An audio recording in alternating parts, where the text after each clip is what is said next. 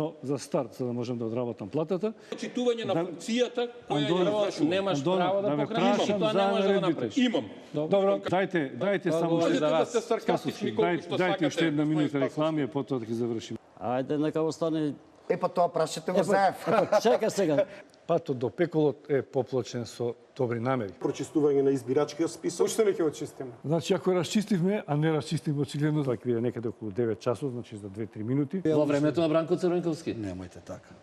Онтолошки тие се тука. Најкратко кој Ја веди. таму ама до пола книга се одбележале. Нема да читаме цел. Па ве молам режија.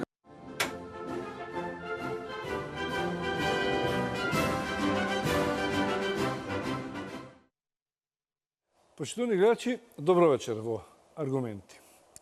Темата која насловив денеска е врие во регионот, Жешко и кај нас, притоа мислејќи на актуелната политичка ситуација кај нас пред изборите, но не е толку мирно ни во соседните земји на Балканот. И токму на овие теми, мој вечерашен гости го поканив да биде господинот Ацо Станковски. Добро вечер. Добро вечер. Политички аналитичар и во слободно време уметник.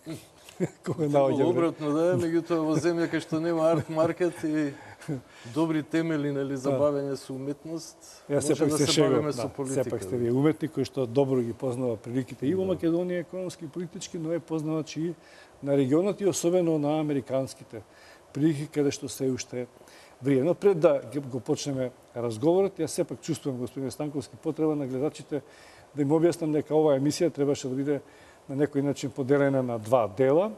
Во едниот од тие делови требаше да поразговарам и го поканив господинот доктор Златко Николовски од Министерството за внатрешни работи, кој иначе е експерт за диаспората, има неколку научни трудови, една книга добра во која ги објаснува односите на македонската диаспора, како да се подобрат со татковината и на економски и на политички план. И мислам дека ќе беше добра прилика да осознаеме малку како нашите надвор од Македонија ја доживуваат татковината и колку оваа земја во изминативе децении направила за нив или пак колку тие направиле за нас.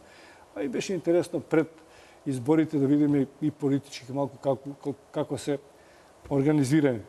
По сите правила испратив еден допис до Министерството за внатрешни работи и очекував одговор. Меѓутоа денот изминуваше, одговор не добив, што малку ме зачуди заради нетранспарентноста на Министерството за внатрешни работи, особено затоа што има неколку портпароли, меѓу кои еден поранешен новинар, мој колега, кој што не почувствува потреба да ми одговорат, иако со некој од нив, од другиот дел на Министерството, веројатно добро соработувам. На крајот на денот, господинот Николовски ми се јави да ми каже дека не го пуштаа, дека не му дозволува да учествува во аргументи, без никакво образложение. Јас потоа повторно инсистирав да дознам кои се причините, има ли некаква заднина, неговата забрана доаѓа во оваа телевизија. Не добив одговор, ми беше ветен од портпаролот Тони дека бргу ќе ми одговорат. До крајот на почетокот на оваа емисија никој не ми се јави, туку самиот господин Николовски рече, ми беше се извинам, очигледно министерот Оливер Спасовски не ме пушта да доаѓам на програма. Зошто е тоа така? Кога секоја нова власт, па вклучувајќи и Спасовски, се колне во демократија и транспарентност, но тоа изостанува се уште за медиумите, за кои што така жестоко се бореа дека не биле отворени за нив. Аргументи секогаш ќе биде отворена за сите оние што го сакаат и не ја сакаат оваа телевизија и сме отворени кога сакаат да дојдат и поединечно и со било кој друг. Толку чувствував потреба да го објаснам ова. Ме иритира кога има една таква нетранспарентност. Мислам дека е ред во секоја куќа да се каже зошто некој не може да дојде. Така, во ред. Но добро, тоа не е причина ние да не поразговараме па и за демократијата во Македонија и за Министерството за внатрешни и надворешни. Ми се чини, иако се договаравме да почнеме од надвор, некој дедуктивно, како е во Бугарија, како е во Грција, се случуваат некои собитија на Балканот. Последниве збиднување, бидејќи се ближи денот на почеток на кампањата, каде што треба политичките партии да се ги одмерат силите и довербата на граѓаните со некои своји математики, како тоа ќе допра до нив.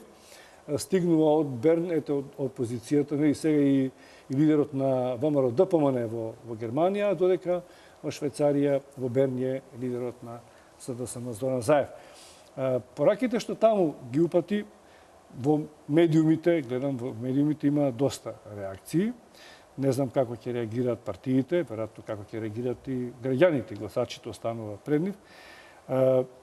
За да се запознаеме и ние и гледачите, предлагам да го проследиме прилогот и да ги слушнеме тонските парчиња за што тоа говори Заев, па мислам дека можеме да ги прокоментираме. Се слагате.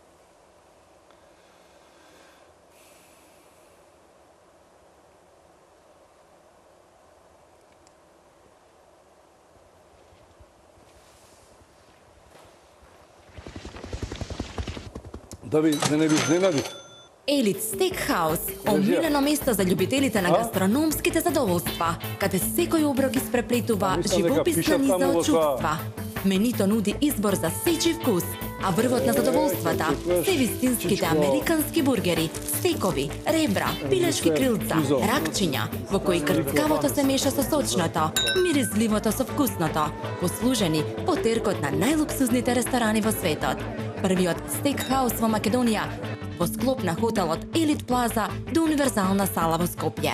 Елит Стейкхаус. Ве очекуваме.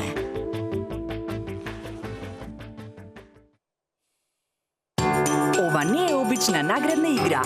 Ова е шпаркастична наградна игра. Со секоја трансакција од најмалку 300 динари, со вашите картички Mastercard и Maestro, добивате Јас сум прв од македонските политичари што се ангажирам за еднаквост и единство, со сиот ризик дека со ова може да ги изгубам гласовите на оние што не веруваат во оваа можност за еднаквост. Јас ги отворив овие теми независно од тоа кој е засегнат и ова го направив за доброто на Македонија. Лидерот на СДСМ Заев и од Берн продолжи да ја бутка идејата за двојазичност на Македонија. Тој на дебата во овој швајцарски град организирана од друштвото Алпинфо кажа дека јазикот бил само средство за комуникација, немало ништо страшно во проширувањето на рамковниот договор и воведување на албанскиот како втор службен јазик во земјава. Охридскиот рамковен договор не е доволно. Мора да одиме преку Охридскиот рамковен договор. Оти тоа е рамка некоја. Зошто во 25 години, 21 век, 25 години независна Македонија да има рамки на ограничување? Не, или ќе веруваме во еднаквоста и рамноправноста и ќе му помогнам на мојот сограѓанин албанец или он мене како македонец, за да може да функционира исто како мене или јас исто како него. Јас сум истиот човек кој што води политичка партија кој што денеска има 9270 членови од вкупно 70.000 членови, граѓани албанци со албанско етничко потекло. Јас сум истиот Зоран Заев кој што ја отвори јавно употребата на јазиците во Македонија и еднаквоста и рамноправноста во државата. Јас сум истиот тој што го гледавте и по Facebook и по телевизии, кој што отвори штабови во Арачиново и во Чегране и насекаде и стои на македонски и на албански јазик, без било какви предрасуди. Заев дополнително се осврни на односите со соседите. Вели дека тие се лоши, за да заклучи дека проблемот е во Македонија, а не во другите. И не може сите да бидат лоши околу нас, а ние сме најдобрите. Ако сите се скарани со Македонија, проблемот е во Македонија. Сепак Заев не објасни со што придонела Македонија, на пример за проблемот со името, односно спорот со Грција. На дебатата со диаспората учествуваше и струшкиот градоначалник Зијадин Села, кој потенцирал дека ситуацијата во Македонија не е одржлива во однос на позицијата на албанците. Според него етничкото чистење на албанците од земјава траело уште од 1912 година и поради тоа албанците биле многобројни во диаспората. Инаку на средбата зборуваше и Андреас Грос, кој кажа дека во земјава требале да се изедначат албанскиот и македонскиот јазик, а за тоа Македонија требало да се го промени и уставот. And this would mean, when you want to change this, that both languages have to become official languages, and all the children in every part of the country has to be able to learn both languages. Телевизија Нова телефонски разговараше со господинот Грос кој одбија да ни даде изјави врска со неговите ставови на дебатата. Рече дека треба сите наши прашања кои ги имаме да му ги спратиме најпрво на неговата имейл адреса. Инаку во пресрет на изборите лидерот на СДСМ во неколку наврати се обврза дека доколку победи на предвремените парламентарни избори, албанскиот ќе го направил официјален јазик на целата територија на Македонија, независно колку и дали живеат албанци во некои градови или региони во земјава. На гостување на една телевизија дополни дека за да оствари оваа негова замисла, подготвен е да го смени уставот на земјава.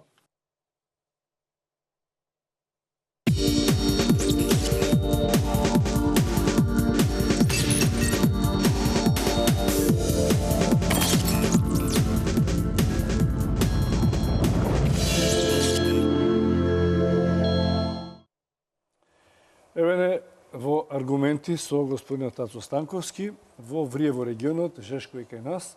Ќе почнеме Жешко и кај нас, иако доаѓа од Берн на некој начин.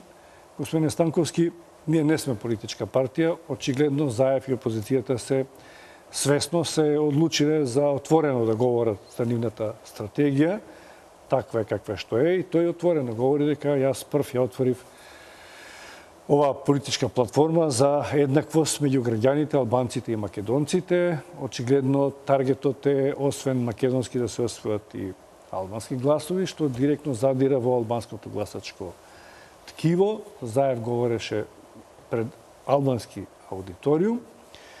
Тој е негова предава, ние не можеме да влијаеме на него, но наша работа е да анализираме колку можеме поточно со аргументи, доколку ги има.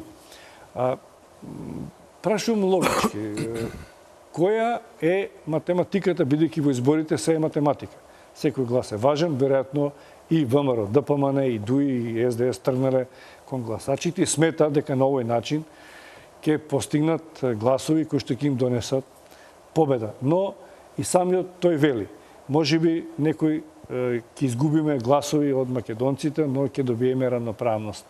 Како да се победи на избори, колку албански гласови реално може опозицијата да добие со вакви тези, а колку може да изгуби? Па секако дека сума сумарум ќе изгуби, затоа што како што видовме од тие 200.000 луѓе кои не се на терен, или кои емигрирале од држава у последниве 5 години или повеќе, испадна дека 190.000 од нив се од албанско етничко потекло. И тоа се виде уште пред да почне големата преселба на народите, нели, од Северна Африка и од Централна Африка и од Блискиот Исток поради војните што State Departmentот ги почна, нели, тамо, а ги води веќе повеќе од десетлетие, истоштително и напорно. Авангарда на тие екзодуси беа токму албанците, што од Косово, што од Македонија. Тогаш Европската Унија беше збунета што е сега ова, што се случува, но едноставно го проголта тоа, зашто едноставно се соочи со луѓе кои им беа стратешки пријатели прво, водеа војна за нив, нели, да го добијат Косово како држава, мислејќи дека тука ќе ги вратат, ќе им дадат држава и ќе ги вратат, нели, дека таа држава ќе делува магнетично на нив, ќе ги врати, но токму обратното се случи, никој не се врати од тие што беа, нели, поместени од зоната на конфликтот, плюс отидоа уште многу повеќе, да речеме. Се проценува дека некои 800.000 последниве години емигрирале од Косово, од Македонија тие 190.000, што е отприлика апроксимативно прифатлив број. Значи се работи за недостаток од албански гласови. Ние гледаме дека секои избори албанските партии освојуваат сума сумарум све помалку и помалку пратеника. Тоа се намалува токму поради тие моменти, нели, поради иселувањето кое кај нив многу големо. И кај нас е големо, но кај нив е уште поголемо, зашто они се едноставно мобилни, попрагматични се, не влегле во хипнозата на социјализмот, нели, ние малце сме станале троми, не толку брзи, нели, во реакциите како што се они. Они останаа во приватниот сектор, многу мал дел од нив влегоа во администрацијата. Сега ги има многу повеќе, нели, после рамковниот, после Охридскиот договор, меѓутоа тоа е еден менталитет кој е многу брзо реагира на нештата, посебно на економскиот фактор, зашто едноставно останале во тој приватен сектор повеќето од нив. Сега, значи, едноставно нема, тоа би било добра стратегија за ЗАЕВ која би ги имало тие 190.000 на терен, па тука може би со некоја делба на гласови, поготово тие што абстинираат, што не се толку политизирани, па да надокнати, но да не ги изгуби своите 280.000 од минатите избори, но вака веќе гледам дека многу луѓе и од СДСМ реагираат на овие предлози затоа што ги чувствуваат како антимакедонски, антипатриотски, нели? Војната што се водеше во 2001 травматски делуваше не само на тие што беа на власт во тоа време, туку и тие што беа опозиција, па нели направија проширена некоја широка, нели, техничка влада, некоја слична сега на оваа, каде што дојдоа до некое помирување, па победија на тие, но мора, нели, после 2002 да се испорачуваат додатни, нели, концесии за сето тоа, заклучно со територијалната распределба, која па од своја страна доведе до политичка конфронтираност помеѓу левицата и десницата во Македонија, која понатака се повеќе и повеќе и повеќе растеше и се прошируваше, за на крај после овие 2 години, нели, на една непринципијална, неетичка, аморална борба, нели, со тие прислушкувани, незаконско придобиени, прислушкувани материјали, да дојде до една страотна харанга, нели, до конфликтност, но конфликтност која беше пак менаџирана од странскиот авторитет, од меѓународниот авторитет. Сега меѓународниот авторитет персонифициран во Uncle Sam, нели, во мистер Бейли, така, како најбитен фактор во оваа држава, како моќ. Веќе не. Веќе е обезвластен со победата на Трамп. Неговата опција е веќе падната. И тоа доведува до нови хаоси, до нови збунетости. Кај сите играчи, кај сите партиципенти. И тие што добиле бинго и тие што изгубиле се. Мислите, Трамп ќе промени се тоа од таа администрација? Не, меѓутоа има ДКП-ата, дека Не, тоа секако дека ќе има промени, но има и нова перцепција, веќе тие што биле газди не се газди, тоа е доволно, нели? Веќе да дојде до една трчаница, нели, до разни лобирања, меѓутоа јасен е неговиот курс. А неговиот курс е све она што не беа претходниците, така, он одеше во клинч, во контра. Тоа беше императив на масите американски кои беа незадоволни од последниве, па би рекол дури и 30 години владење, али последниве 8 години посебно, нели, од оваа администрација. Што е битното кога дојдовме до Трамп, веќе се префрливме, што е битното во однос на Балканот и посебно за Македонија? Зошто е на некој начин од една голема маса на луѓе во што полуполитичари и политичари добро примен Трамп во Македонија и го подржува? Што е битно за нас? Што се сменува од таа досегашна администрација кон Балканот познат од Клинтонови, а Трамп би ја променил, што нам би ни било од корист и прилог? Па не само Македонија, прво да го земеме целиот регион, значи сите што беа христијански и православни народи беа за Трамп. Зошто? Затоа што од проста логика, нели, непријателот на мојот непријател е мој пријател. И тоа е доволно добра платформа за почеток. Дури нели Еди Рама, кој од другата страна не напиша, почнуваат црни денови за нашата кауза, така, беше искрен и исплашен поради тоа што Трамп доби, меѓутоа исто така има и огромни спротивставувања, нели, сега таму отиде таа шарена револуција. Сакам да кажам дека денеска, зборувајќи за регионални афери, не можеме да збориме, а да не ги вклучиме големите сили. Денеска светот е толку глобализиран и толку е интерактира, толку е вмрежен, што би рекле, нели, постмодернистите, да речеме, тие што заговараат еден вид на, нели, неолибералистите кои заговараат еден вид на поврзување, тоа се случува. Слотердик, например, се случува, да речеме, со тој развиток на технологијата кој овозможува веќе да комуницирате со секоја точка на планетава на најприсен начин, преку Skype, дури и визуелно, нели? Веќе тоа е традиција со децении, меѓутоа едноставно таа цивилизација во технолошки смисол иде на комуникација, на сближување, на глобализација. Сега глобализацијата можеме да ја разгледаме на два начина. Поврзување од една страна, но политичка автентичност, значи една сегментација на политичките интереси на одредени народи. Но овој дел, главниот дел на комуникација, на вмрежување, тој постои и големите сили имаат моќ, но имаат и начин да комуницираат во секое време и на секое место со своите интереси или визави своите интереси.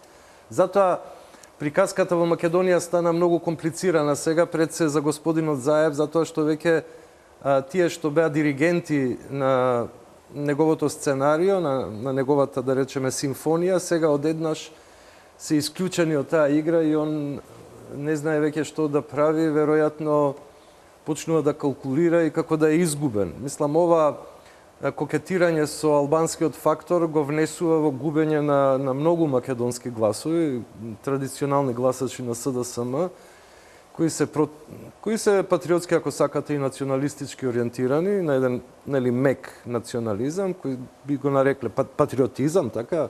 Да. И тие луѓе едноставно ќе му свртат грб сега при ова гласање, при овие избори. Тоа веројатно има, не верувам дека тоа сам, без консултација со извршните тела, го прави заев, или со една поширока коалиција која е вмрежена, вплотена во заедно со СДСМ, или мислите дека тоа индивидуално настапува без да консултира било кого, или такви се математиките. Ја не можам да разберам, без разлика на тоа што вели ќе вратиме државата на своја рамноправност и така натаму. Сепак не се исти работите од 90-та навам, многу работи се променија. Неговите тенденции за граѓанско општество, каде што добри албанци од претходниот систем ќе бидат инкорпорирани, дали ќе профункционира, бидејќи сега веќе постојат албански партии кои се по дефолт задолжени за интересите на албанците повеќе или помалку, имаат некоја одговорност, имаат некој беса некоја дадено, бидејќи 5 или 10 албанци во партијата немаат никаква гаранција дека ако не се избора за она што го вету лидерот, што може да направат, да искочат од партијата и здраво пријатно. Значи, тие се тешки математики, не сум бил член на партија и не знам како тоа функционира, но ако е вака импровизирачки, е многу лаички и лесно, сакаат да победат на изборите, дали така ќе победат? Па самиот факт дека тие има конфликти во самата партија, нели, гледаме дека од ветераните многу кои малце останаа, нели, на раководни места во партијата, а и сега при новото распределување на позиции за пратеници, нели, на листите, исто се почувствува една внатрешна експлозија од незадоволство која се расшири. Значи ги надмина византиските ѕидови, нели, на таа, да ја наречеме, обскурна партија, како проаѓа времето. Тоа значи дека едноставно одлуките доаѓаат од еден центар и не се консултирани, не се разработувани на ниво на некој пошироко тело во самата партија, да не зборам тек за базата. Мислам дека базата е тотално исклучена. Функционира на ниво на лукратизам. Да, ама видите, да речеме, уште малку ќе анализираме партијава, и која нема тоа главна цел, нека си работа што ќе работат, нивна работа е, на крај ние ќе гласаме или нема да гласаме, но сепак да ги видиме работиве. Кога траеше шарената револуција, луѓето од протестирани, сите инкорпорирани од левици, останатите партии, не партии кои што беа делови на таа шарена револуција, на некој начин беа радикалите во тоа движење заедно со СДС. И Заев имаше обврска да даде некаков отчет на тие луѓе. Сега тие што би рекле на ова? Оди заедно со нив или не? Тоа е многу битно, ние немаме информации какви се реакциите внатре. И второ, бидејќи јас се сметам подолго време ги следам политичките партии, ако е тоа порака до некоја од албанските политички партии за идна коалиција. Вие самите рековте бројот на албанците може да се намали овој пат во парламентот. Дуи за сега сепак во сите анкети води. Значи, и да победи СДС ќе мора да прави некаква коалиција со некоја албанска партија што ќе победи, бидејќи би се изместил системот на победник со победник, што е делно на некој начин мека варијанта некоја федерација или конфедерација, како сакате наречете. Така да сите калкулации некако не ми изгледат логични. Па не логични се веројатно затоа што диригентот е веќе едноставно дерогиран, мислам, он веќе го нема авторитетот и ја нема веќе моќта што имаше. Се знае дека он веќе има се уште некоја извршна функција, меѓутоа тоа едноставно нема перспектива. Кај да е за некој месец, он ќе треба на господинот Бејли, така, главниот играч.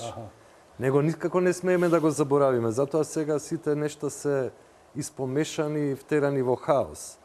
Затоа што он ја водеше целата приказка од сенка, нели? А од друга страна имаше 1000 луѓе, 780 до 1000 луѓе кои беа спремни, нели, да го радикализираат амбиентот со своите испади, нели, фрлајки бои, нели, во балони, презервативи по фасадите, правајки, исто така бидувајќи и насилни. Се сеќаваме пред владата, тогаш пред упадот на терористите пред диво населје, направија прилично агресивен акт, нели, мавајки по полицајците со бета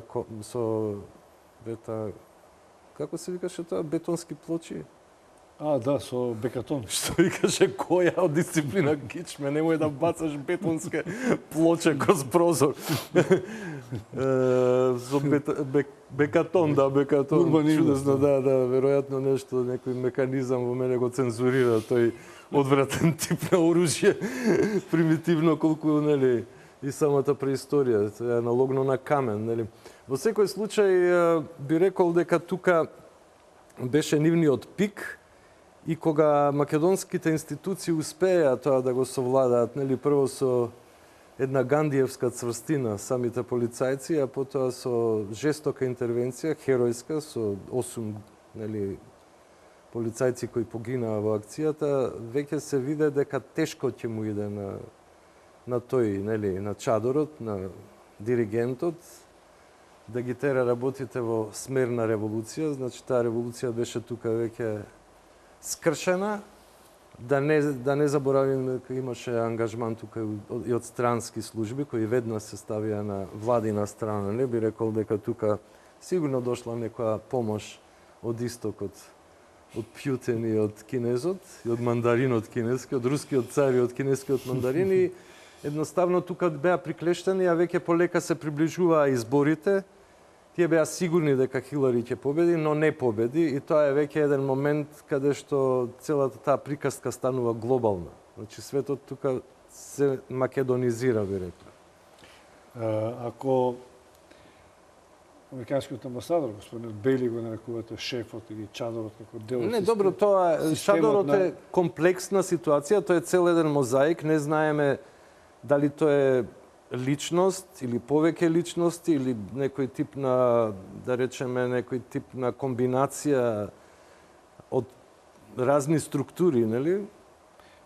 Како ентитет. Дека многата од земите на Балканот, како што е Македонија, Анкл Сем, како што го нарекувате, Анкл Сем, не е ни Трамп, не е ни Клинтон, не е ни Бели, тоа се сите кои што владееле на Точно така, точно тоа е неоколониализмот кој има своји интереси, кој застапува една позиција. Дека од Балканот, дека там Не, ногата нема да ја тргнат, но можда нема да газат со ногата. Значи ќе остане мирна, да речем. Да речем. Интересите нема да ги рашират тука, мислите дека сме мали, беззначаен пазар, дека нема... Не, интересите остануваат, но тие може да бидат на друг начин артикулирани. Тие не мора да бидат со репресија артикулирани, тие може да бидат со соработка артикулирани. Ја мислам дека Трамп како бизнисмен сигурно сака да се зачува мирот, зашто во мирот цвета тој бизнис кој него го интересира, нели, градителски бизнис. Додека инфраструктурен бизнис, така, тоа се крупни зафати. Од друга страна имате групации за кои војната е бизнис. Например, тие што како демокративе, например, и елитното крило на републиканската партија, кои отпочнаа многу војни, а со тоа им прават профит на сите тие компании кои го чинат војно-индустријскиот комплекс во Америка, заедно со одреден дел од бирократијата. Меѓутоа, тоа е на штета на американскиот народ, затоа што тој ги плаќа тие. Значи, една мала група многу се богати, додека целиот народ плаќа за тие војни кои се енормно скапи и едноставно осиромашува. Веројатно, вие тргате и делумно од некој од парафразирано изјавите на Трамп во предизборијата, во кампањата, дека тој повеќе ќе се сврти кон американците и Америка, што кон надворешниот свет, со што на некој начин можеби би ги релаксирал влијанијата и односите на земите и од овој регион, и дека овие држави и другите подалеку ќе останат да си креира свој општество на начин на кој што нивните граѓани ги избрале. Јас малку скептичен дека тоа ќе се случи, бидејќи и господинот Обама, демократ, кој кога дојде на власт беше многу оптимистичен, дури беше и мирољубив, па доби значајна награда. Меѓутоа се сменил како седна на бирото. Дали ќе се случи исто во Трамп? Да, тоа е интересно прашање, ова е интересна скепса, конструктивна скепса. Обама беше жртва на тоа што немаше персонален авторитет. Значи, Обама беше обичен папет кој беше тамо доведен за да создаде еден вид на историски симулакрум во смисол на демократичност, во смисол на пеглање на сите тие разлики што беа на план на расата. Нели, они имаа огромен проблем со расизмот, борбата за правата на афроамериканците долготрајна, таа датира уште многу одамна, уште од преднивната граѓанска војна од 1860-61 година. Значи тоа е дури на некој начин таа војна беше поведена, нели, заради номинално.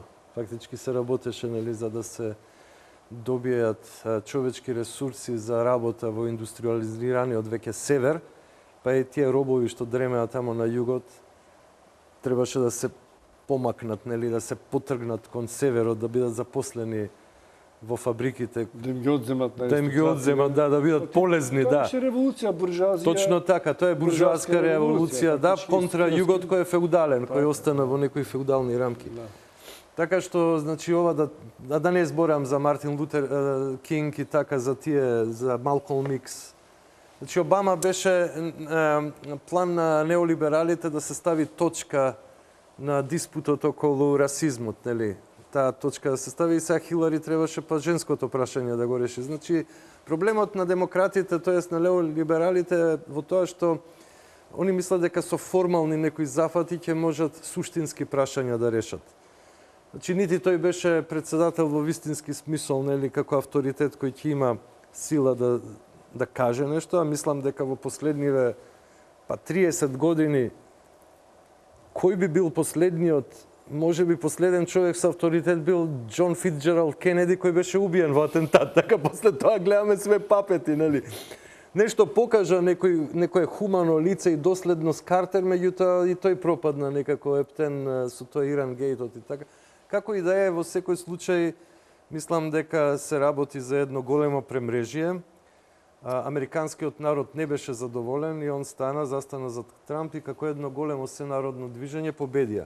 Не верувам дека Трамп ќе се откаже од геосветската политика, затоа што едноставно денеска, како што рековме, сите сме веќе ставени во едно шише, глобализирани сме.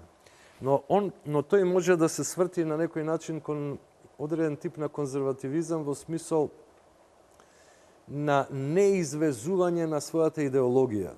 Значи, конзервативците... Изолационизам, ако се затвори...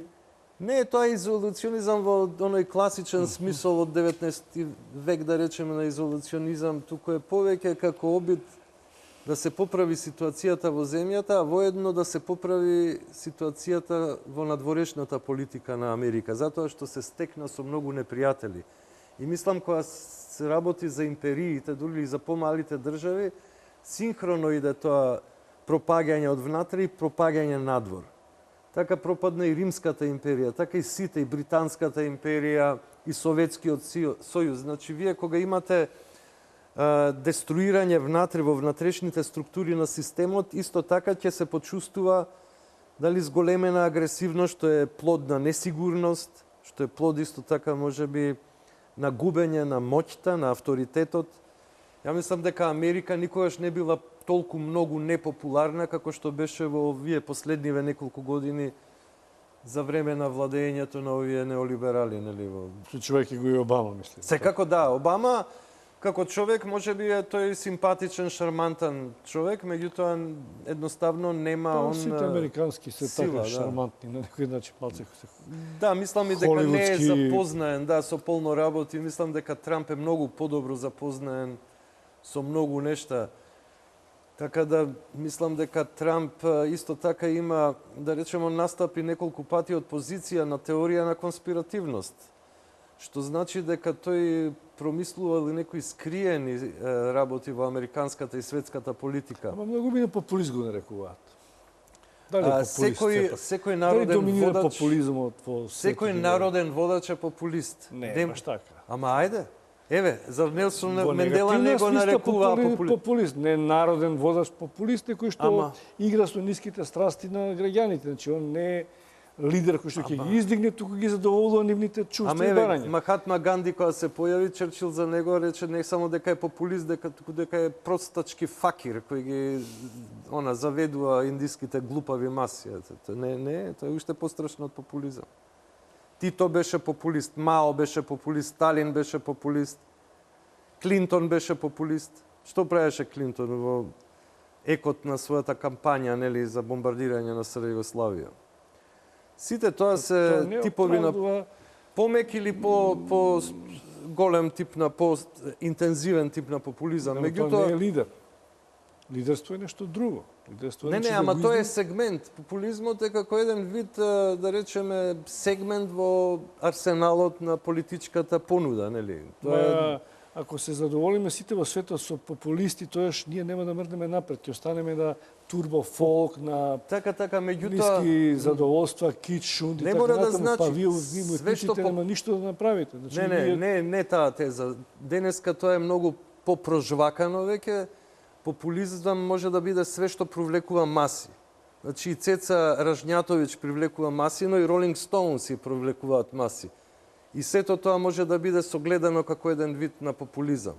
Значи не можеме ние да се оттргнеме од фактот дека некој може би има некаков квалитет уметнички или естетски, но за кого? За некого има, за некого нема. Видете, популизмот е наспроти елитизмот. Значи, ако умре едното, ќе умре и другото. Мислам дека тие мора да идат едното со другото заедно. Па елитизмот секако да. Меѓутоа елитизмот на некој начин не испорачува гласови, а популизмот, значи популизмот како почнал популизмот? Популизмот почнал во Америка. Популизмот почнал така што американските конгресмени и сенатори фатиле со возови да идат по градчињата и да држат говори. И ги нарекле популисти затоа што собрале многу народ кој почнал да ги поддржува. Едноставно кај народот. Секој што ќе отиде во село, политичар наш или американски или руски или кинески, било кој, ќе отиде кај граѓаните, ќе отиде до селото, тој веќе говори со еден јазик кој е разбирлив, кој е симплифициран, он фактички постапува според една популистичка агенда согледана од денес, нели, од денешна перспектива. Трамп, рековте за Обама беше донесен од неолибералите или така ви почна констатацијата, он беше поставен заради тоа и тоа.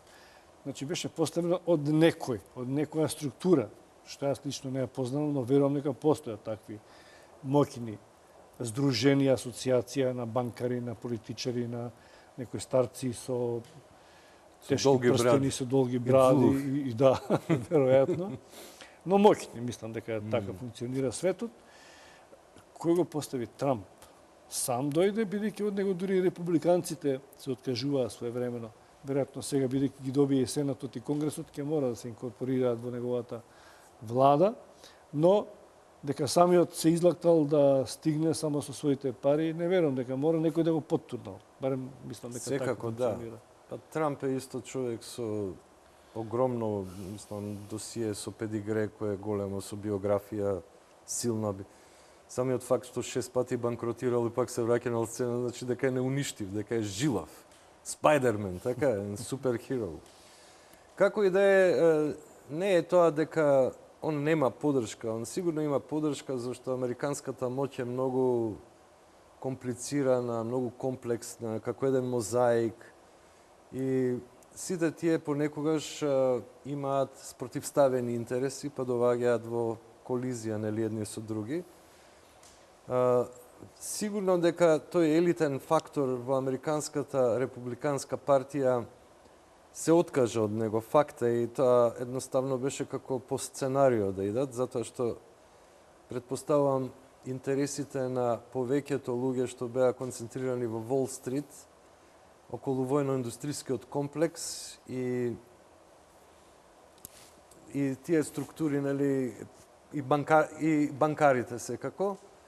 Предпоставувам дека тие никако не може да го видат Трамп на чело и зашто нивните позиции биле, нели, уздрмани на некој начин. Но факт е дека во сите тие структури има делови кои не биле задоволни, кои виделе шанса дека може да го земат колачот, нели, од другиот и се организирале на другата страна. Да не зборам за незадоволството на народот, пред се на средната класа која е срушена и претворена у пролетаријат, white trash, што викаат. И тоа сето дава една критична маса. Сигурно дека, гледате, за Трамп имаше преку 220 генерали, значи тоа е силен, нели, силна поддршка од структури на Пентагон, од војно-индустријскиот комплекс Кој што конечно. тој го негира како НАТО систем. Не го негира, ама сака Не, да го НАТО он скрати. го негира, не Пентагон самиот, он сака да го зајакне, он да, сака да да, зајакне на американската континентот. војска. Джулијани, например, Рудолф Джулијани токму збореше за тоа дека сакаат огромни инвестиции да направат на план на Пентагон или на план на американската армија. Од 27 батальони во морнарицата да ги дигнат на 36, да почнат да произведуваат нови авиони, нови средства. Тоа е НАТО. Не е НАТО. Не мора да значи НАТО. Например, Трамп точно кажа дека НАТО е на грбот на Америка, затоа што моćни земји као Јапонија, да речеме, или Германија, ништо не трошат или многу малце трошат, а го користат чадорот, тоест моќта на Ма американците. стратегијата на одбрана на Америка е надвор од Америка. А тоа е НАТО. Ја мислам дека тоа денеска со сите овие интерконтинентални бомби со ракети не мора да е така. Може да биде тоа вие да сте на некој остров и да имате совршени системи кои ќе бидат дисперзирани во Вселената и од тамо да ги погодувате своите непријатели со атомски бомби, да речеме, од 20-30 мегатони, едноставно да ги уништувате, да уништувате држави. Мислам, делови во радиус од 200-300 километри, нели, има такви хидрогенски бомби кои може да направат бласт од 200 километри, нели? Да пеплосаат 200 километри во диаметар. Освен Америка е парадигма за капитализма, за капиталот и за интересот на капиталот кој што е вечен. Значи парите се вечни. Парите се отепувачки. Парите се отепувачки само овде. Таму не. Не, сегде и таму. Не, таму малку пари се отепувачки, а многу пари се поголемо отепувачки. Да, таму више катаклизми се, светски војни. Парите не стојат на едно место. Парите не може ни Трамп да ги задржи во Америка. И дури неговите бизниси, ако ги продолжи да ги води, ако има кој да ги води, тој малиот или керките, или жените, или адвокатите, и тоа се акции, не е битно на берзата, тој што сега има бизнис во Кина и надвор од Америка. Во Русија. Во Русија му забележува. Не знам што бизнис има во Русија. Веројатно не е со гасот, нешто поврзано. Нешто е, кој ќе нешто го продава. знае, да, сигурно. Значи, зошто би се откажал од империализмот, капитализмот да се затвори Америка? Зошто би се откажал од Сирија, од нафтите, зошто од Балканот, зошто не би дошол тука, дали тоа ќе биде преку Бейли, некој друг Бейли, Џон Смит. Мислите на репресивен начин да се уврети кон македонската на сите можни варијанти, шарени, не шарени, тоа се они веќе на сила не настапуваат тука на Балканот, тоа го прават таму во азискиот дел. Мислам дека нема да бидеме, ни светот нема да биде поштеден од интересот на парите, бидејќи тој не е сам, тие што го поддржале заради така бизнес. се. Ова е веќе едно филозофско прашање, точно, универзално прашање, моќта на мумонот, нели, наспроти Бога, парите наспроти, нели, скромноста, совршеноста во духот, аскетизмот и така натака во име на вистината, во име на созерцанието. Меѓутоа ние таков свет сме изградиле, таква цивилизација сме изградиле што без пари едноставно тешко ќе функционира. Дури све тоа да се вчипи, нели, да почне преку некои абстрактни, нели, електронски поени да бидат парите, да нема пари, да влеземе во некаков псевдокомунизам. Да, или нешто. Да, нешто да не вмрежат, нели, дефинитивно со чипови, нели, да имаат совршена контрола. Пак тоа се некаков сума тип на пари кои што да. ги имаш, кои ќе ти истече. Точно така, да, и после ти те укинува, те елиминира. Не треба да живееш, не си продуктивен, више нема. Немаш бончиња. И тоа е можно, да, све е тоа се дистопии кои се можни. Па затоа има и вакви реакции. Овие реакции кои се проконзервативистички можда едноставно имаат за цел, зборувајќи сега од позиции на колективната свест, како една голема во случајот параноја да не дојде до катаклизма со човештвото, едноставно прави некој чекор назад и влегува во некоја медитација да види што сега. Што да се прави на Чернишевски? Што здјелат? Тоа па подлекува еден момент на смирување за да се земе воздух, нели, да се земе некој мир кој ќе овозможи, да речеме, една визија на нештата, да се види каде сме, кои сме, каде идеме. Кво вадис хомине? Токму така, Ама, да. господин Станковски, ние го поддржуваме Трамп, ние, мислам, многу би на надвор од Америка го welcome Трамп, го посака добре дојде, но голем дел од американците, или еден дел од американците кои што не беа за него, шетаат по улиците и протестираат. Тоа е едно. Значи, дали народот против Трамп или тоа е некој друг народ што е против Трамп, би сакал да искоментирате. А потоа едно друго подпрашање што е врзано за тоа. Но најпрво околу ова.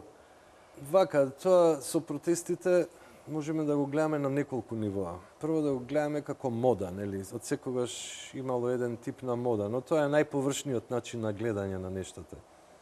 Нели во 60-тите, во време на хипизмот, мода беше да се протестира против војната во Виетнам.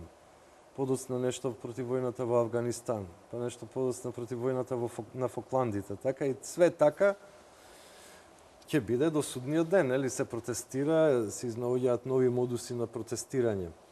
Од друга страна, самиот Хенри Кисинџер во својата доктрина на ниво на Цифиер има кажано дека треба да американската моќ да се шири преку проблематизирање на човечките права и барање на човечки права, вградување на човечки права во одредени таргет земји кои се на нивниот пат за реализирање на нивната геостратегиска предоминација.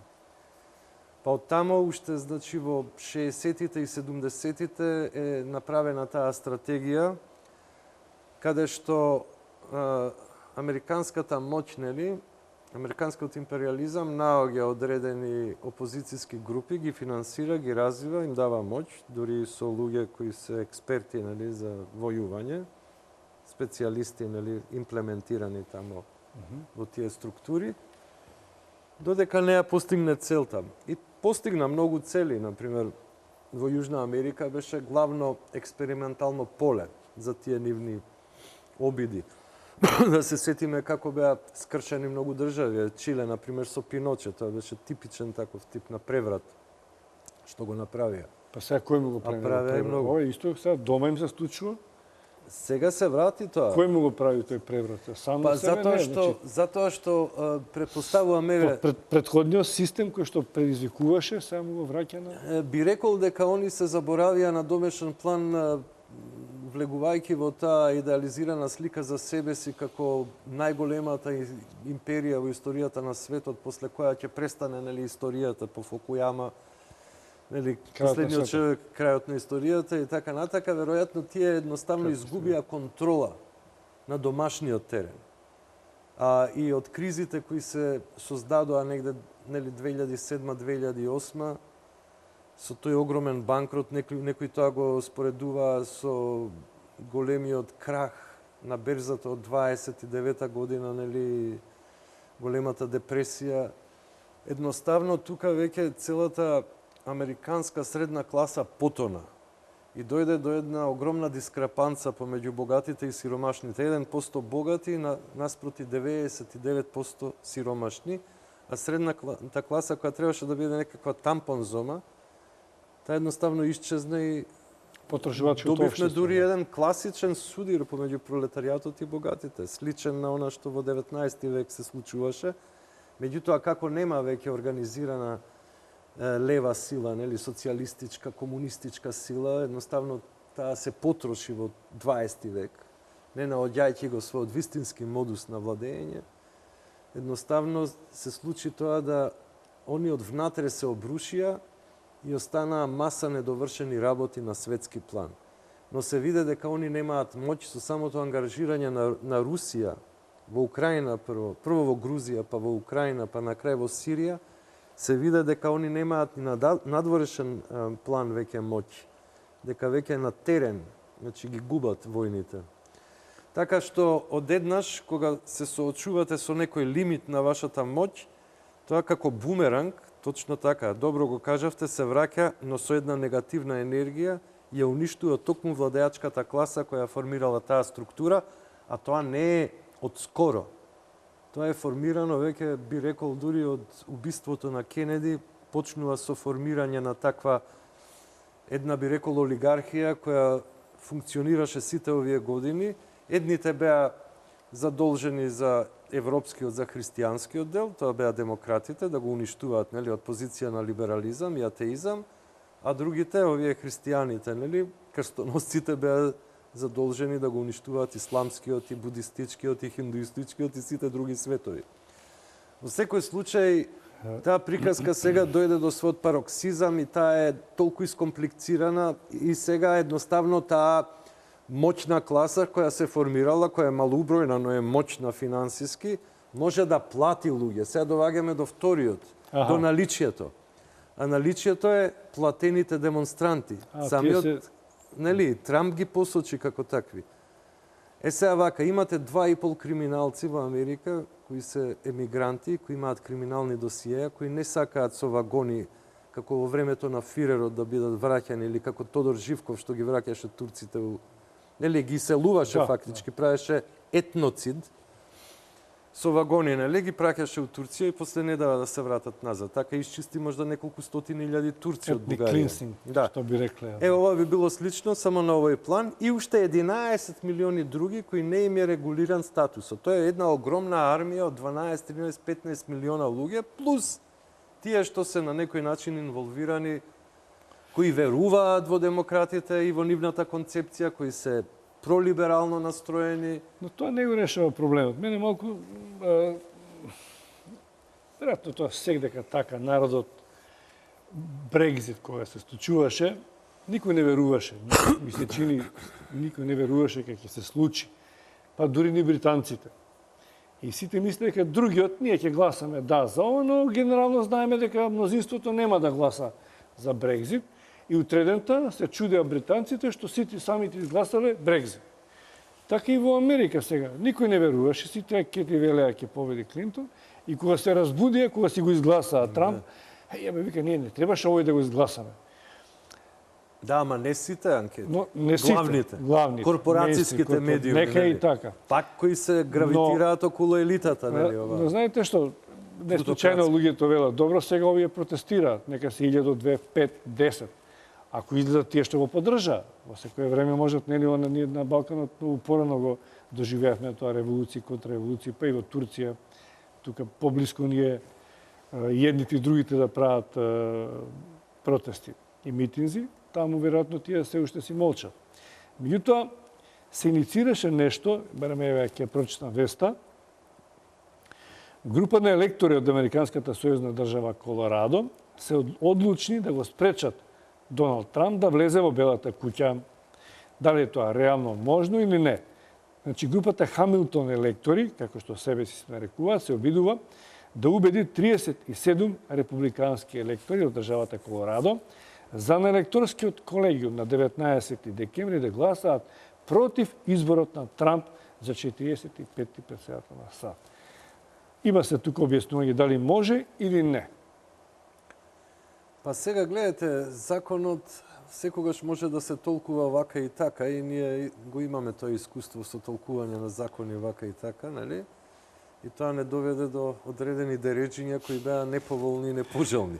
Значи, ова е балканизација на Америка. Ова е тотална балканизација на Америка. Говориме неколку пати. Тоа неколку пати го кажавме и на Двенс пред да се случи. Да, навистина е. Што може да се случи? Ако, например, елитниве групации, пред се демократите, Сорос, невладиниот сектор, сите тие пролиберални структури, заедно со еден дел од републиканците, тоа е елитниот дел, тоа е мал дел, тоа не е голем дел, но со големи нели, авторитети.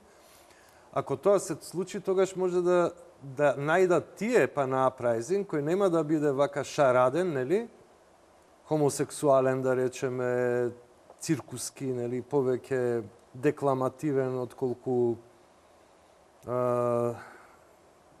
како да го кажам, отколку навистина исполнет со сигурност во акцијата, значи акционен и полн со енергија, да речеме, и фанатичен дури, како што би можел да биде оној другиот кој би дошол од страна на поддржувачите на Трамп, затоа што тоа е вистински незадоволниот народ.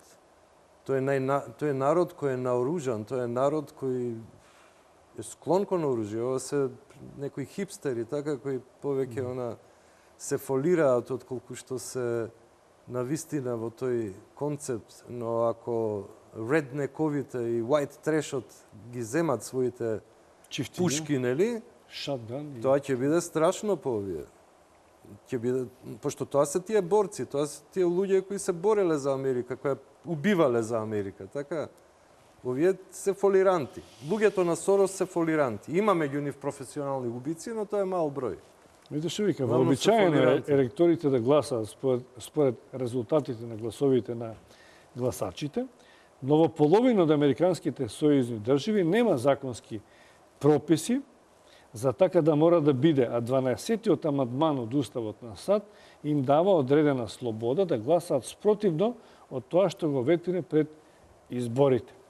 Еве ти го Уставен суд. Па ова е веќе предое за граѓанска војна.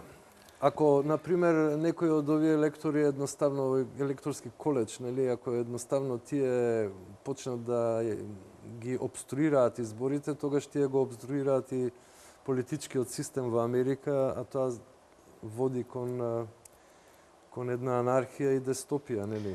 А тие поминале се. И една граѓанска војна, и неколку економски кризи, така да жилави се. Па жилави се, меѓутоа... И многу се. Да, многу се, меѓутоа некој од рускиве портпароли баш истакна дека оддавна немале војна на своја територија, па сега е време да видат како е. Може би ова е планирано, да не заборавиме дека американците играат покер, а русите играат шах. Ова, како што тргнало, ги инаугурира Русија и Кина како најмоćни сили. Доколку во Америка ескалира оваа ситуација и дојде до граѓанска војна, тоа Америка значи дека ќе изгуби својата моќ на прва светска сила во светот и втората и третата ќе дојдат на нејзино место, а после ќе биде тешко да се враќа. Тие се витален народ, како што се и русите впрочем, и кинезите, иако се стар народ, но гледаме виталност, но ќе треба можда децении да пројдат за да се вратат повторно на сцена. Идеме со вториот блок реклами, режија мислам дека ова е последниот, а потоа се враќаме да завршиме малку со регионот, господин Станко, си околу нас. Да.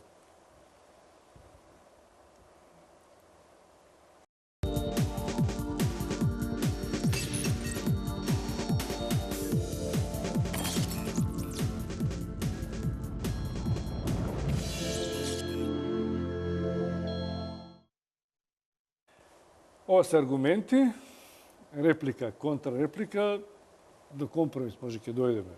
Ќе видиме. Тоа е македонската реалност. Ние не можеме да идеме понатаму од компромис. Да се вратиме на Балканите. Кој не е се уште Швајцарија на Балканите, но се вратиме тука. Но е брдовит. Но е брдовит. Од кај да почнеме? Од Грција, веројатно. Може, да. Тој е најсериозен играч, нели, последниве 30 години. И чуден играч. Вели вака, припадниците на специјалните единици на грчката полиција прек синој ќе употребија созавит и шок бомби за да растераат 3 до 5.000 демонстранти и приврзаници на екстремната левица кои протестираа во Атина поради посетата на американскиот претседател Барак Обама на Грција. Тоа си се вистински традиционални комунисти. Не фермат жива сила. Тоа се вистински левичари. Овде се фолиранти. Овде да дојде Барак Обама, сите комунисти, сите левите ќе почнат да му бацуваат кондури, така? А ова се вистински левичари. Американците се земја која што многу направи за Грција, али одете у Грција, споменете Америка, ќе почнат да плукаат и да пцујат. Не сите, меѓутоа тие што се леве ориентирани имаат еден класичен однос кон империализмот. Значи, едно за грците, второ за американските председатели. Покажуваат некој интерес за регионов или квази, така беше и Буш на заминување, сега и Обама. Они сваќа дека овие играчи се на заминување, дека ништо од зборот веројатно не им вреди. И се очекувавме многу дека Обама ќе го покрене прашањето за името со Грција. Велат дека не покренал ништо, но Павлопулос така му плесна дека Македонија фалсификува грчката историја и така натаму. Па тоа е една голема несреќа за грците како народ и држава и тоа се виде нивната пропаст, а беа предвидени нели од високите структури да бидат лидери на Балканот. Но прво самата геостратегија не им го возможи тоа и второ нивната неоснованост, невтемеленост во вистината како етногенеза. Значи, они имаат огромен проблем. Целата таа голема култура на антиката им е припишана нив, наместо да биде распоредена не само на сите балкански народи и на тие што се во Мала Азија, туку и на целиот јужен Медитеран, значи Северна Африка, и на другите медитерански земји, како што е Италија, нели, Шпанија и така натака. Но ние имаме едно чудно чудовиште кој има огромни историски, нели, привилегии му се дадени, а тој нема капацитет за тоа.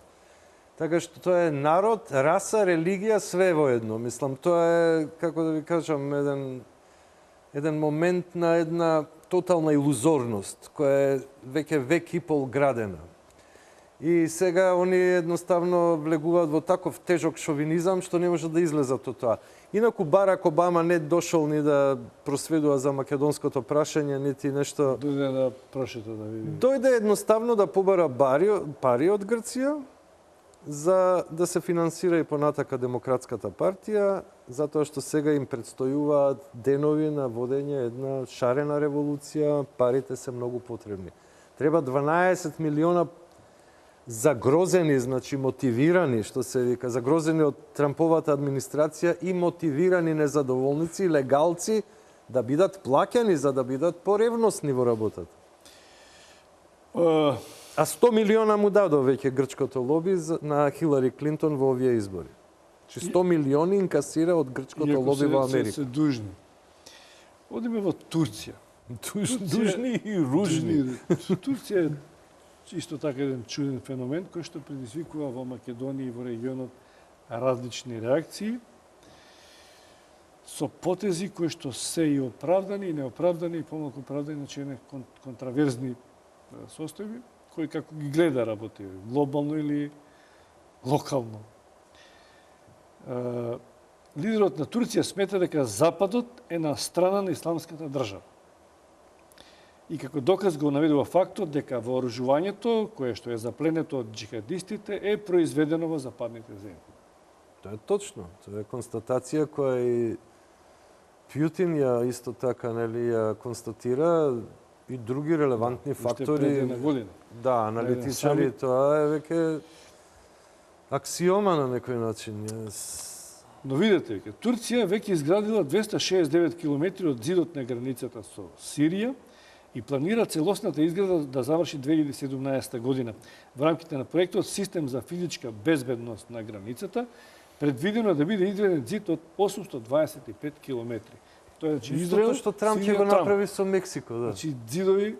Значи има некоја синхронизирана политика која ја водат понижените и угнетените, да речеме, кои сега се во сојуз и удираат против палисадите на белосветската елита, нели, на интернационалната елита, така. А ова, Турција во рамките на уставните реформи, кога ќе воведе председателски систем со управување, ќе острани функцијата премиер. Очигледно е дека Ердоган... Американски систем, нели? Повеќе моќ во еден човек, повеќе концентрација на одлучување. Но многумина демократи не сметаат дека он е голем демократ. Може би ја води добро државата, затоа и добива на изборите, но за некој однадвор и однатре, тој не е човекот кој што е најдемократскиот, кој што е Ататурк, татко на нацијата, како што сака да биде и да го замени Кемала. Добро, Ататурк беше секуларист. Не, Ататурк беше тоталитарист пар екселанс, беше бабо, така. Да, али ја доведе до негде кај Турција. Да, ја доведе, но со цврста рака и со силна чизма, нели? Он водеше војни, мислам, да не беше Ататурк и неговото водство, нели, милитарно, тие едноставно ќе беа окупирани од западните сили, плюс Гркот тука, мислам, он успеа да се спротивстави на Западот, на Британската империја, на други, така, да се сетиме на Галиполе, каде што извојува страотна победа против моćна, нели, сила во тоа време. Така што Ататурк беше војно лице, мислам, и едуциран како војник, нели, како офицер, така што Ататурк е класичен пример на тоталитарист. Но со секуларистички принципи. За нијанса помал тоталитарист, но иде кон Ататурк. Значи, во право сте кога велите дека он оди по таа линија и да стане... Тоа си стотици, илјадници, суди, затоа што новинари, беше, затвора, беше предизвикан. Значи, он само ја следеше целата мрежа. Станковски, јас не можам да се поменам со фактот така да се управува Јас не можам да заземам страна, затоа што не сум прво граѓанин на Турската република и немам никакво искуство со таа состојба. Од страна може да се заземе ваков или онаков став, да се биде про или анти Ердоган, па да се шпекулира така на ниво на демократија. Меѓутоа, ние видовме дека демократските процеси не донесоа некои посебни бенефити за народите. Напротив, се искомпрометираа, завршија во гигантски структури на корупција. Знам, ама знаете, историјата постојано, особено тука на Балканите, била силни лидери, тоталитарни лидери, и ние се научивме, кој ќе правите анкети, луѓето сакаат цврста рака. Ја не знам како ја замислуваат, ама тоа е секоја цврстата рака забегува на крајот на краиштата. Таа не може да биде толку демократска да гали, колку што треба таа, кој ќе те мавне, ќе те мавне. Значи, на крајот на краиштата се сведува на тоа. И не знам зошто е тоа всадено во кенот на овие народи овдека. Па затоа што се традиционални народи, затоа што нели концептот на алфа мажја, концептот на мачо, концептот на машка сила е тука се уште изразен. Овие народи не поминале низ тие процеси на проблематизирање на енергијата на јангот, наспроти јинот, темелно, длабоко, останале вкоренети во некој агрикултура. Може никој не ги научил да живеат демократски, сами да одлучуваат. А можда и темпераментот на луѓето, можда и менталитетот на луѓето е таков. Не верувам, тоа е мој личен став, мислам дека... Па гледате, ние немаме, например, такви менталитети во некои општества каде што имаме одредени типови на мачоистичка култура, например, Јужна Америка, делови од Африка, исламскиот свет. Тоа се едноставно така создадени светови, менталитети кои се создавале со стотици години. Мачизмот е малку лажен, тоа е, не знам дали... Мачизмата на секаде е има. Мачизмот не... Не, мачизмот, не, секако дека не е, тоа е тешка илузија. Не, тоа е голема. За мене е тоа тешка илузија. Живееме илузија дека постојат... Но не е за повеќето луѓе, нели? Тие едноставно сакаат цврста рака, сакаат лидер. Сакаат да бидат мажи. Па и мажи, да, зашто да не? Сега тоа е дефицитарен феномен да се биде маж. Во секој голем маж лежи некаква жена. Секако, да. Па не, тоа исто како јин-јанг, нели? Тоа е во некој промер жена-маж. Секој маж е делумно жена и секоја жена е помалце маж. Например, Тито, кој беше символ, нели, за маж, за мачоизам, за херој, за јунак. Металец. Па таа негова желба, нели, да се дотерува е женска особина. Тоа е јин, така. Секој ден беше во ново одело, нели? Бело. Да, и бело е, кондурчиња, така. Тука имаше некој латентен хомосексуализам, да речем. При крај сме со разговорот, само за уште Бугарија не остана да ја чепнеме. Таму има политички превирања. Ги третирате како Бугарија сега како малку држава со поголем демократски капацитет, бидејќи таму се движат многу брзо, паѓаат оставки. Посебно овој човек за кој што никој не веруваше дека ќе биде Радев. И Бојко Борисов. Да. Од охранител што како почна твојата кариера, тој не му е битно дали е на власт или не. Вели претседателот Росен Плевнелиев и новоизбраниот Радев, Румен Радев, имаат одлични односи и можат да состават техничка влада, но ние нема да учествуваме во неа, изјави бугарскиот премиер во заминување Бојко Борисов. Добро, веќе изгледа дека помина времето на Бојко Борисов, затоа што тој беше кадар повторно на оваа гарнитура, нели, со Обама, Хилари Клинтонови и така натака, Сорос. Сега, откако тоа отпадна, одма се почувствува на бугарската домашна политичка сцена. Никој не типуваше повторно дека Румен, нели, Радев ќе победи, но победи. Ја победи Цецка, нели, едноставно стана председател, проруски ориентиран, пропутиновски. И тоа е огромен проблем за НАТО, да тука е пробиен оброчот, нели, тој оброч кој иде од Балтиците, па се до Турција. Сега едноставно кога имате Сега е проруска Црна Гора, гарнитура, Бугарија. Фактички ние сме Точно естествено така. просторов Точно. на вакуум и некој. Ѓукановиќ, нели, полека си Да, иде во Ѓукановиќ. историја, така да повторно е проблематизирана Црна Гора, па и самиот Трамп е повторно да скокнеме до Вашингтон ДС, го проблематизира НАТО, нели, поради расходите, он како бизнисмен размислува. До Русија во Србија веќе се. Ниш Па, еве, бази нешто ово. Може би се договориле, да речеме, Трамп for президент, а договорот со Путин е да се врати нели, договорот од Јалта. Пошто тој може само со светска војна да се дерогира. Значи, секој договор кој е производ на светска војна, со нова светска војна се ревидира. А многу аналитичари викаат дека со тоа што е избран Трамп е избегната трета светска војна. Некој вила дека да, допрва ќе ја создаде. А допрва ќе ја создаде, ќе видиме така како е, ќе биде, меѓутоа они во критиките и портретирањето на Трамп го портретира како идиот кој може у секое време да притисне на црвеното копче. Да. Што е нонсенс, нели? Има човекот и внуци, Има и деца, и има капачи, и тоа тешко иде. Прво Руди Џулијани треба да го консултира.